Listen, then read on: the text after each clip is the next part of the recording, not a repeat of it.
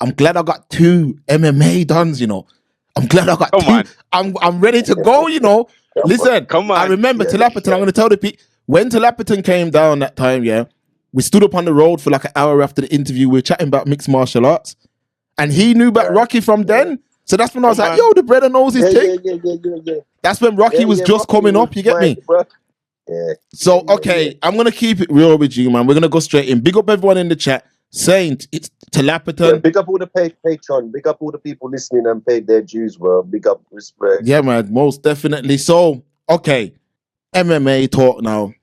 Now, where we going? You, man, I'm going to keep it real. I'm going to call certain names, Come Ben, with it, Harry, Richard, Luke. There's 2 Lukes on Patreon. Not the active Luke, unactive Luke, and then an upcoming fight out as well. You, man, kept coming to me, yo, MMA, UFC, that's where it's at. The boxing thing, the best ain't fighting the best. You, man, got me into it. I'm gonna keep it real. I got into the thing. Like, I'm starting to appreciate this thing. Remember, I've been around this thing for ages, seeing Rocky in the gym, seeing Vaughn Lee in the gym every day. And I'm still not appreciating the sport. Anyway, I got into it. This Aspinall Jones thing. Listen, it might be the most frustrating thing. My man's just trolling, and the UFC are not stripping him, and it's bothering me because I'm like, yo, I thought you, man, said the best fight, the best. Is my man ducking Aspinall, yeah? Or is Aspinall too eager? Because the way I look at it is his dream is being stolen from him. And he's building up his status off of this fight. If Jones don't want the fight, strip him. Yeah, quack. Come to you go first. Come true to Lapaten, come true. Yeah, so you know what? Because they've said that basically, I think it was Ariel Harani said that Jones wanted 6 months to prepare for him. And I think that was the deal. And I think they're doing their little promotion now where strip Jones. Jones is ducking him. You get me? Jones is in Thailand shooting a video, but he ain't in Thailand shooting video. You know he's out there training. He's out there training with the Muay Thais, the stand-up. He's doing it all. He's pretending like he's sitting down. Oh, I'm with this little, Russian guy. And I've seen the footage. I'm with this little Russian guy. He beat me up, Oh, sorry. He's not. He's out there training fully on training. Trust me, he's out there training. I think they've agreed to a 6 months date. And they said, listen, you're going to have to come up with creative ways to build up the fight. You now have, 200,000 signatures saying strip Jon Jones. You've got, I was like, where do you sign up? Because I'll just add to the fuckery. You get me? Like, I see the post, but I'm like, where do you sign this thing? I'm ready to sign it. You get me? And then you got Tom going on the show talking about, you don't want to fight, give me Cyril Gahn, which then it makes everyone more angry because everyone's like, right, so what? This thing's not going to happen. Then strip Jones, like it's causing more hysteria, to get me, which is good for the UFC. And then they've even dropped a few tweets like, just keep doing what you're doing because you're making us rich. You're making it rich. Like you're creating more problem saying, strip him, get rid of this. What's going on? I can't believe you get me. Then okay, if you just said the date is booked for November, now what? It's all quiet. Like you're going to have to wait for little clips of them training. It's going to be dead. Where now you've got the hysteria, you've got the emotions, you've got the fight, the best, come on, blood, what's going on? So I think this is all tacticals from Jones, Tom, and the UFC. I hope so. I hope you're right, because what I'm seeing, it's very frustrating, A, and B, if the UFC are allowing this thing to go on, they're damaging the brand. Because Aspinall, I'm going to keep it real, that division's dead, boss.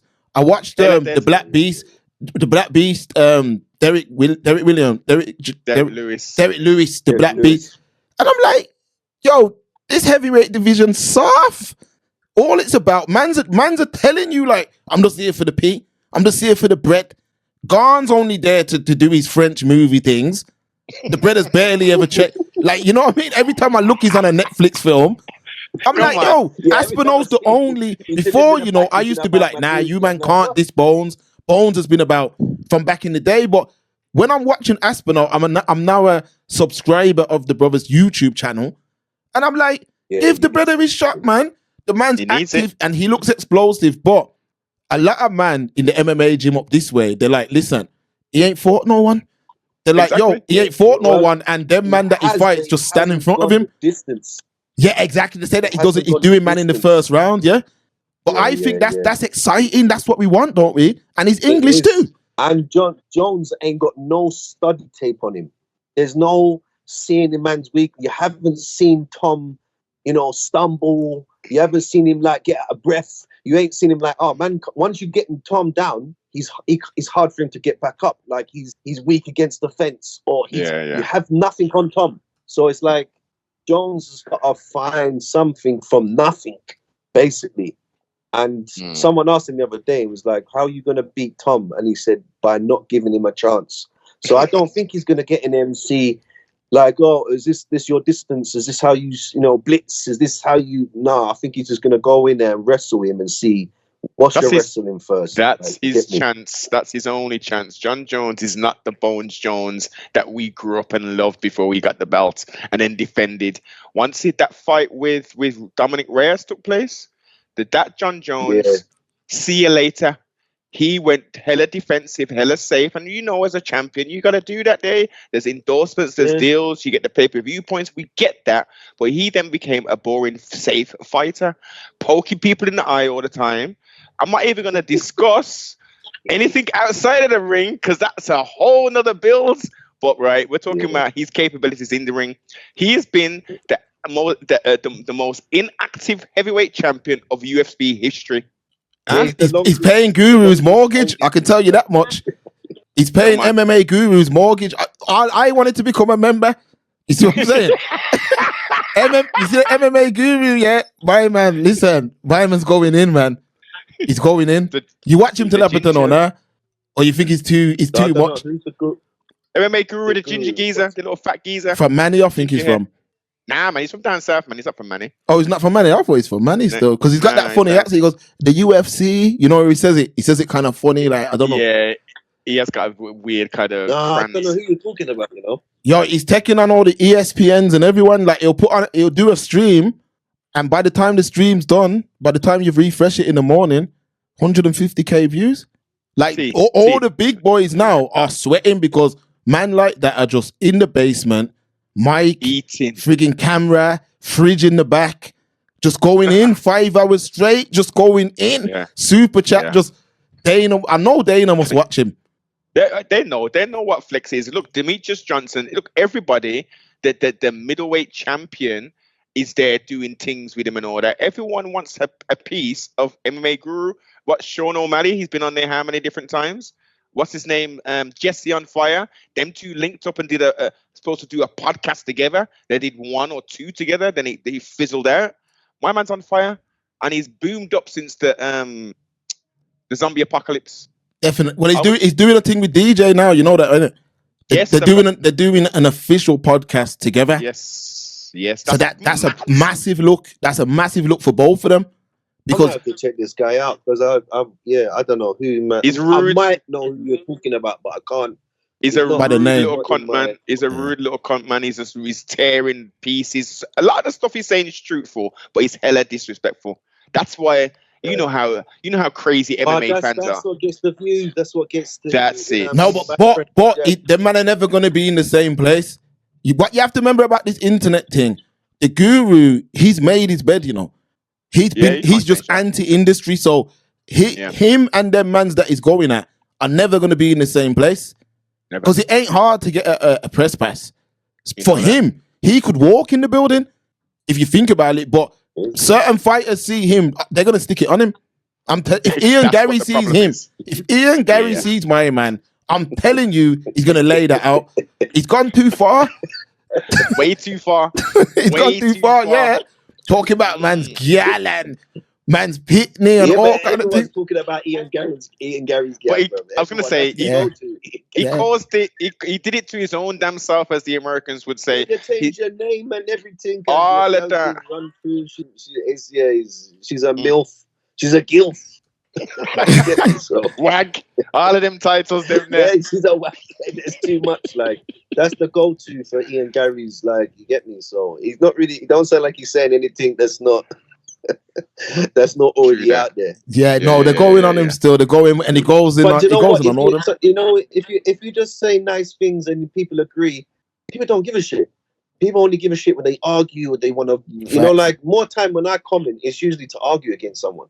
If I agree with someone, it's a thumbs up and then I cut. Yeah, facts. So really, the kind of like the disrespectful, you know what I mean? Sometimes that's what brings the views in and it brings the attention and people argue underneath, and that's what you need sometimes. Yeah, real talk, man. Yeah. But either way, man, if that basically the reason I brought this convo, if that fight don't happen, I'm telling you, man, I hope Tilapperton's right, you know. Because you see, if that Bones fight don't happen, all credibility is lost.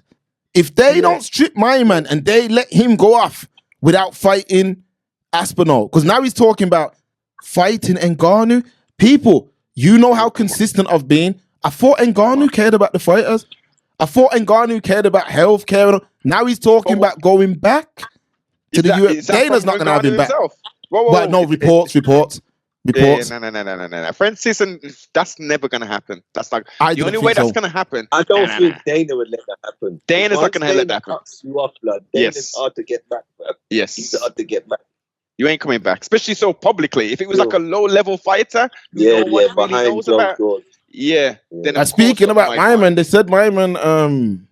I know it's out of the cage talk, but they said my man was the motorcycle thing. Yeah. Yeah, it's terrible, man. That's wild. It's terrible. He's gone free. And he hit a little girl. He hit her on his bike. He hit her. What was she? 11 or something? 9 or 11. In Cameroon, and he's hit her. He hit her. Brought her to the hospital. She died, and then he paid for the after stuff and that. But they didn't even give him so much of the ticket. That would be manslaughter for any other man. Matter of fact, certain man, jungle justice out there. Well, let's keep it real. But But also, shit happens in Jamaica. Like, facts. The cars just flying by. There's no regulation like that on the roads. And Pickney are in and out the road. And I've seen people Pickney, not physically, but I've seen the videos where someone's licked the whole Pickney and just carried on. And the mum's screaming, and there's a big hysteria going on. And no one's took the Pickney to the hospital. And it's just like that's. Like in Cameroon, maybe the Pickneys just crossed the road, and it might not have even been man's fault. Yeah, true. No, yeah. I wouldn't even suggest it's his fault. It's kind of like it's a bit of your kid running the road. True. You know what I mean? True. It's just the fact that because there's been no plowed into people, like his mistake is a bit different, but it's just the fact that you see, like what's that brother's name back in the day? He's from one of them dictatorships. Bad boy boxer, man. I forgot his name, but he was meant to be what Pacquiao was, yeah. But he was from one of them South American dictatorships, and to the way how he ran the country, he could kill something. He could kill something and get away. It's only when he killed his own woman, they turned around and said, "Hold on a second," and realized. So it's like a lot of these countries, when a man's flying the flag externally, he can't do no wrong. But really, with that, if you go under the comment sections of all the videos, when Ngannou's mentioned now, it's Cameroonians that are saying the girl's name and saying, yo, A, B, or C or whatnot. And I'm like, damn, mentally, even if it weren't his fault, mentally, that must take a toll. Because I remember when one of my family members, it wasn't their fault, it was accident, hit a child, and it took years to mentally come back. You know what I mean? And that child didn't even pass. You see what I'm saying? Yeah. So never mind if the child passed as well. That's crazy, man. I know a few stories exactly like that still. And the driver is mentally disturbed as much as the family that you get me, just because they took out a life. But you can imagine that Ngannou is not really. You could say he has his little ego, but you can see he's a bit of a gentle giant still. So definitely for him. He's definitely a broken man knowing that he killed a little Pickney. Yeah, of course. He's not like, it's her fault and condolences. He's probably really hurt inside still. Looking at man to get me, like his personality, to get me. Do you think he'll fight again? I think the killer in him died the night Joshua KO'd him. I said it from back then. People go back to them stream. It did, man. It did. No, Too when much bread Stipe and beat it the you're first dead. time, You're dead. Once you get when, KO'd when like that, when Stipe beat it the first time, he fought Derek Lewis. He didn't even. He threw like 2 punches. horrible Exactly. fight. Like it took him like 2-3 fights to get back into like, nah, I'm the top dog. Yeah, yeah. So, I'm Le Predator. I don't think he wants to go into boxing. I think Joshua made him feel like, hold on a minute. These Yeah. belts are Which is punches. what Fury should have did. And the fact Exactly. Fury didn't. The only reason this conversation's even happening now is because Fury messed around with the thing. He didn't do what he was supposed to do. And if you notice now, Fury's paying for that with his legacy because people are fed up on my man. I'm fed up on my man, but when it comes to Ngannou, PFL is a horrible organization. It's disgusting. Like all that talk Ngannou talked, and then you went over there. There's no one to fight. You don't even know who fights over there. It's a mess. No. But I think that's just branding. I think the UFC is so dominant.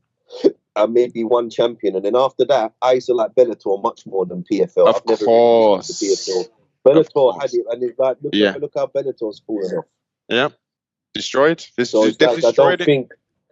Yeah, I do think it's very important for MMA to have like Options. Division 1 and Division 2.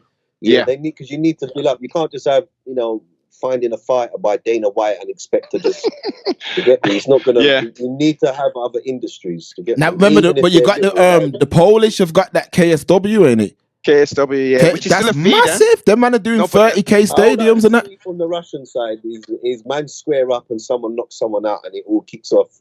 That's how much viral is going on over there. The Russians, like that Eastern white man, Eastern bloc. Yeah, they're knocking each other out at the weigh-ins. Yeah. Weigh-ins, face-offs. Yeah, the Russians are mad. The Russians are mad anyway, man, because they got youths fighting and all that they have. Yeah. The Russians are moving crazy over there. Their organizations, they have like team MMA and all that. Team, yep. Yeah, I've seen that. England beat Brazil in a 9-man thing. And I thought Brazilians were going to do us, but then I was like, no, but look, we're used to fighting in crowds and pubs. Exactly. Like fighting in groups is kind of more familiar than having a one-on-one now. So we should actually be up there in terms of like 7 against 7. Like we know how that's a regular occurrence to get me. Tridax. Well, Hey, but back onto that Jones talk. It's horrible. It's a terrible look on the UFC, as you was mentioning. How weak do the UFC look right now? They look dreadful. It looks pathetic. Dana's checked out. Dana has mentally checked out of the UFC quite some time ago, and we can blatantly see it now. He's hardly at any events. Him and Turkey are doing his thing. They're in. He's doing the slaps on the boxing. Yeah. UFC is a second thought now, and we see by the quality of the cards, the matchups, the mismatches that are being brought forth. Yeah, but the thing is that you can't control the champion. Like the champions they would really want is different to the champions they're getting. Yeah, facts. Like I think Jones is the only American that's even left. Yeah, as come a on. champ. And if he goes, it's gone. It's like you don't see a next American taking it again for a little hot minute. It's either English or the Caucasus Mountain man. Then you get me at the minute. Like let's keep it real. I'm gonna keep it 1,000. MMA. Remember, man, the grassroots of MMA in Brom. I was there. So I'm talking about. I know the Mr. Miyagi in this thing in Brom. The Mr. Miyagi, not any of the students. Big up the students though. But the Mr. Miyagi, I was around them, man. Now what I'm showing you is, and no disrespect to you MMA, man, yeah, but that was the graveyard. And let me explain what I mean. A man who didn't make it in boxing went to MMA. A man who did a little judo and said, he went to MMA. A man who done his kickboxing, he went to MMA. However, man ain't growing in the thing like that. They're just not. They're not growing up in the thing. There's a few now, but the money's not there. Where a man's bringing his youth to the gym. I know this as a father of boys. Man ain't bringing his youth to the gym and saying, he's going to go pro one day. You bring him in there maybe to learn a skill set or whatever. The money needs to be more to build it from a grassroots level. Simple. And what's happening now is them man in Dagestan and The Russian man, them, I know that's Russian Dagestan. I know it's essentially the same thing, but that side of the world, them guys are still training hard from youths. So when they come into the UFC, they're wrestling heavy from there you young, go. it's like- Look I mean, at quickly to that, I think it used to be Alex boxing Pereira. in England. Look at him. He was a killer this time last year. They put him in with that Dagestani or wherever that brother's from. Made work of him. Yeah, he's from Dagestan. Yeah, he's from Okay, there you go. Made light work of him. So them man are gonna dominate. Enough man don't like Sean Strickland, you know, but he's talking the real. When he's saying, yo, them man are just gonna dominate. There's no Americans. There's no. That's what's happening. Yeah, that's what's happening. And they soon get the welterweight division as well. I don't expect Sean O'Malley to win tonight. No. He ain't gonna win that. He called mine when the GOAT. From man called him the GOAT. I knew from then. He goes, yo, my man's the 135 when a GOAT. man says that the guy he's fighting is number one in division, you've already said that, man. All right, then. Like, you can't say, you know, like when they'll say, like, you know, I think he's number one in the division. How can he be number one in the division, fam, if you're in the division? Yeah. Like, and you think you're number one, that even there is already a loss, bro. Yeah, it's already a loss, and psychologically. I think they're clutching at straws, you know. The last man. They're clutching at straws. Let's keep it real. Like, the hype they had has completely gone. And this Jones thing is one of the biggest things spoken about the organization. So it's not a good advertisement because Jones is trolling. The UFC are not saying nothing. And you got this brother Aspinall now. Let's say Aspinall sits on the sidelines. So let's say he sits on the sidelines for another 6 to 8 months. And then he goes out there and he gets knocked out or something. Like, come on, man. Like, this, like, think about it. And then Jones retires. Yeah, there you go. Retires. That's the heavyweight is old. Yeah. If he beats some pounds out, Tom, and then he says, thanks for the cheese, I'm gone. Fuck that heavyweight division's fuck, blood. I'm telling you, in UFC is not even worth a pay-per-view right now. I think it's already mashed up, boss. I think it's horrible. Look at the pay-per-view points at the moment. Pay-per-views are down. Pay-per-views are hella down. According to I think people don't want to. I mean, when was the last time you paid for a pay-per-view? That's what I feel like. I feel like if they go to Netflix or something and just be like, yeah, it's free now. It's like that's off the table. You watch how many people. Now they're going Netflix. They'll go. Remember, WWE's just gone over there. PP, you must say TKO Group Global. TKO Group, but look what's happened with the thing with Dana and Turkey, and how they took him off the promotion of the something. Now there's talks that the Netflix TKO element is they're kind of like, well, you know, if you're messing around here talking about that and this and that there, we you know, the offer for ESPN is still on the table. The exclusive window is open. Apparently, I'm not that happy with the exactly. This is the point. But they're charging, like in America, it's like 100. It's like 150, 100. It's like every week. Crazy. Now, Netflix makes sense because if you look at WWE over there, they're doing good over there. And if you go on there, like, I don't even watch it. Every now and again, I'll put it on when they got an event on. I could never watch that thing. Now, I mean, it's horrible compared to back in the day, but WWF. But I don't know the model. I'm talking about the model of having it on Netflix, the ease of use. Like, even when they've got a live event, you can set a reminder and it comes to your phone and everything. Yeah. So I'm saying if UFC go over there, to be honest with you, all sports are going towards that. There's going to be no such thing as pay-per-view soon because there's no, as technology gets better, we don't need pay-per-view. Because we're already paying out the ass. We're paying a subscription. Even the baddest fight, I have to keep refreshing, go back, cancel 100 ads just to get to watch the fight. I'm not paying $100 to watch my favorite fighter at 6 o'clock in the morning. Exactly. And Netflix had a little event the other day called Tudum. It was called, and I was watching. Netflix. It was Netflix's things. It's kind of like a film. Didn't they have the first? What's his name? One of the Paul brothers, or whether didn't they have the first event on? Versus Tyson. Live event. Versus Tyson. Yeah. Yes, that's it. Yeah. So they do this like a film thing where they announce the rollout of their new films. So anyway, I was watching a lot of the behind the scenes content and all of that in regards to the setup and how Netflix do their thing. And if Netflix like you or a product that you've got, it's a blank check because they don't publish their numbers. So Netflix don't say, yo, we've got half a billion subscribers. They don't do that. So you know that it's literally just every month. Think about every month. Man, I know myself, there's 2 subscriptions coming out at this yard. So think about how much, man, probably on this road alone, let's say there's 50, man.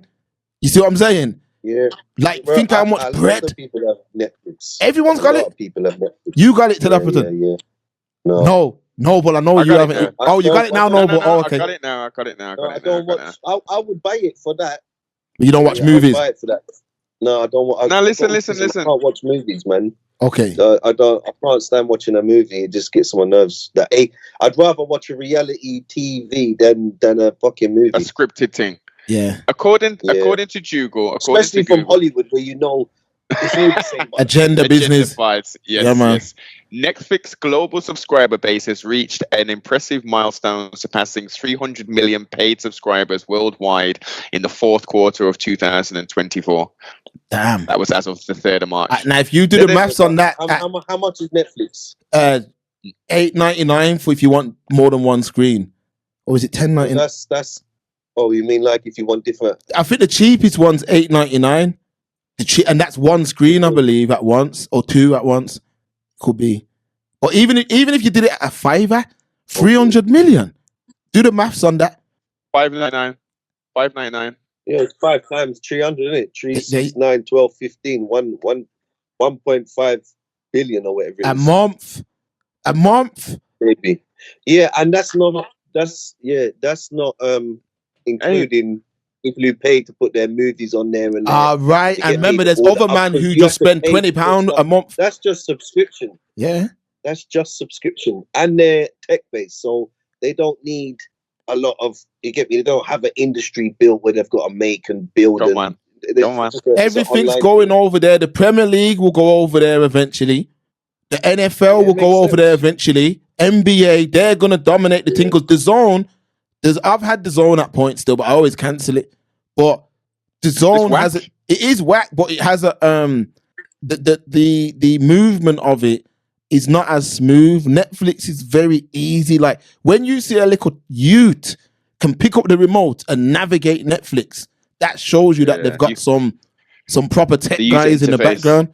Yeah, the user interface is excellent on there. Yeah, 100%. Simplicity, isn't it? Yeah, man. Simplicity, that's it. So what I'm trying to get at is the reason enough man don't watch the UFC, I'm talking about casuals, is because it's hard to get to the content outside of YouTube.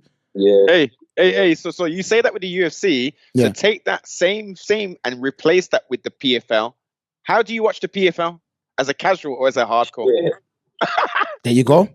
It's all about ease of use. So if you put that on Netflix, there'll be times when I jump on Netflix, I don't know what I'm gonna watch, and I'll be like, oh, there's like the way how they show the WWE posters and that, you'll be like, oh, I'll just pull it on. You get me to have something on the screen, and you'll put it on, and you see all these lights and these camera movements, and I'm like, this Netflix production is top tier.